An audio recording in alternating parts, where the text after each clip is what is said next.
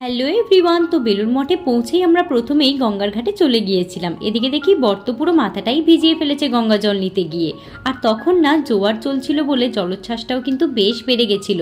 তারপরে আমি গঙ্গা মাকে প্রণাম করে নেওয়ার পর ভাবলাম কিছু ভালো মুহূর্ত ক্যাপচার করে রাখা যাক, কিন্তু আমার বর এক জায়গায় দাঁড়ালে তো তারপরে আর কি বেরিয়ে পড়লাম চারিদিকটা এক্সপ্লোর করতে। আর এখানে মা বলছিল যে মা অনেক বছর আগে এখানে এসেছিল, তখন কিন্তু এত কিছু ছিল না যা এখন নতুন করে তৈরি করা হয়েছে। চারিদিকটা ভীষণ সুন্দর ছিল, তবে ভিতর থেকে কোনো ভিডিও অ্যালাউ ছিল না, তাই বাইরে থেকে যেটুকু পারলাম তোমাদের দেখালাম। তারপরে আমরা একটা জায়গা থেকে কিছু ধূপকাঠি নিয়ে নিই, আর তারপর ফেরার পথে এই জায়গাটা দেখি, এত সুন্দর ছিল জায়গাটা।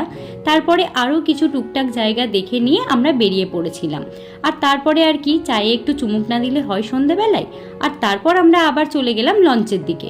তখন না এতটাই সন্ধে নেমে গেছিল আর প্রচণ্ড ভিড় হয়ে গেছিল, তবে ওয়েদারটা ছিল দারুণ। তো দেখা হচ্ছে নেক্সট পার্টি, টাটা।